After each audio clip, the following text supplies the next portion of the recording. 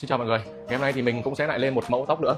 Đây là mẫu trên kênh. Và hôm nay thì chị khách chị đến và chị thích mẫu này. Thì bây giờ mình sẽ cắt cái mẫu này cho khách mọi người nhé. Và anh chị em theo dõi bài cắt này. Ok.